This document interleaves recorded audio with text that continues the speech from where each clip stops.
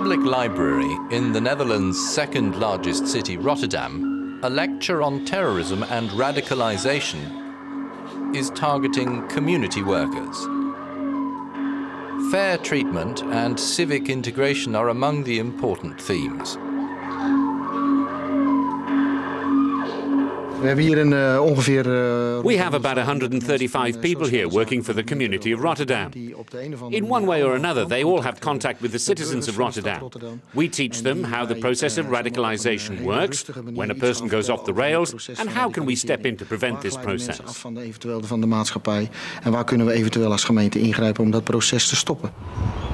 These talks are an initiative of the Rotterdam Information Point on Radicalization. It was created in 2005 to get an idea of what was happening in Dutch society. Our main goals of my office are people training on awareness of radicalization, handling signals of early warning of radicalization, and we also have a program that runs on trends and analyzes what's going on in the city worldwide and what does it mean for us. And we have a very useful instrument, it's called a quiz scan on disorder, social disorder. Crimes claimed to have been committed out of political motivation, such as by convicted murderers born and brought up in the Netherlands, have impelled the Dutch government to try to deepen its understanding of where homegrown problems lie. In the beginning, the biggest threats were the international networks. But in the last few years, we've seen that local networks, formed through a radicalization of the young, are among the biggest threats to our community. The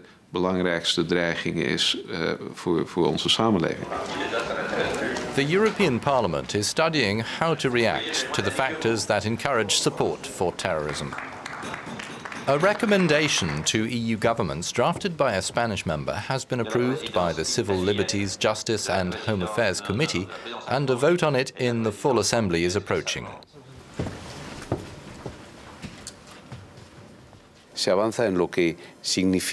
We're making progress in the criminalization of terrorist apologism.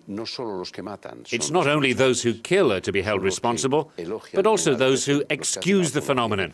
And we need to criminalize this in all countries of the EU. Secondly, we must harmonize the conditions governing the entry of those who commit such actions and their residence and expulsion. What about freedom of speech and freedom of religion? MEPs and European Commission Vice President are on the same wavelength. Of course, an imam must have his rights protected. But we in Europe cannot tolerate people coming from outside Europe to teach hatred, in some cases financed by third countries, and not be able to send them out because they have freedom of religion. It cannot be tolerated. We must punish those who commit this sort of act. In some countries today, this type of behavior goes unpunished. Only those who participate in a terrorist attack are punished. But with the internet, these days I can teach others how to make a bomb at home, speak in defense of terrorism and still not be punished. This is what cannot be tolerated.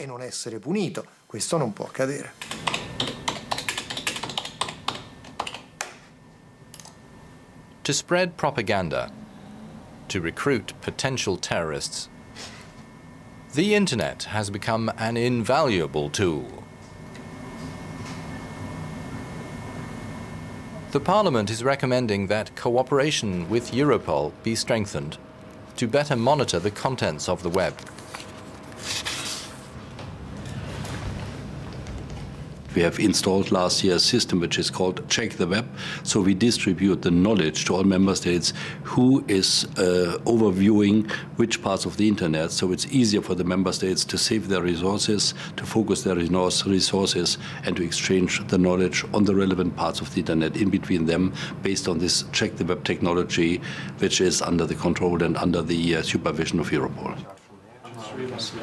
Parliament insists on better cooperation between Europol and the national authorities. Barriers to swift and efficient information exchange have to go.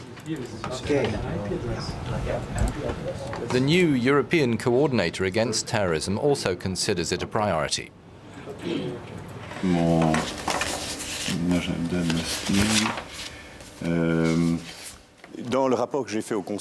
In the report I presented to the European Council, I insisted on the need for member states to feed Europol and Eurojust with information on their terrorist investigations, to give Eurojust information on their judicial procedures, so that both agencies are truly able, in the case of Europol, to produce more accurate analysis, to help member states in their investigations, and in the case of Eurojust, to coordinate investigations in the EU.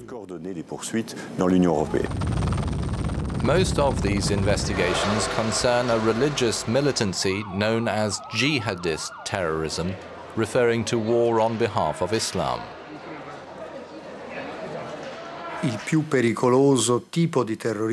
The most dangerous type of terrorism today is no longer territorial, but the international type with a jihadist matrix.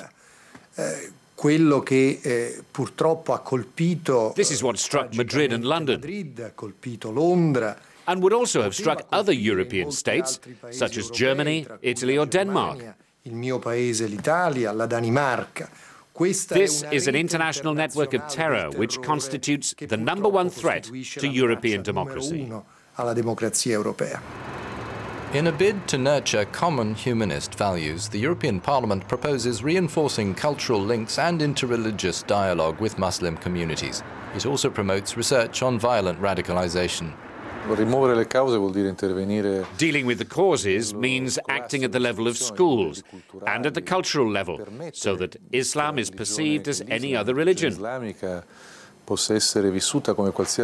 To achieve that, we need to invest attention, financial resources and patience. It's not enough to close Europe's gates. In the Netherlands, where Muslims represent already more than 6% of the country's population, awareness campaigns about Islam and how to detect early signs of radicalization are common in the media. Natuurlijk kun je aan de buitenkant niet zien of iemand een potentiële terrorist is. Wat je wel kan doen is je ogen en je oren open houden.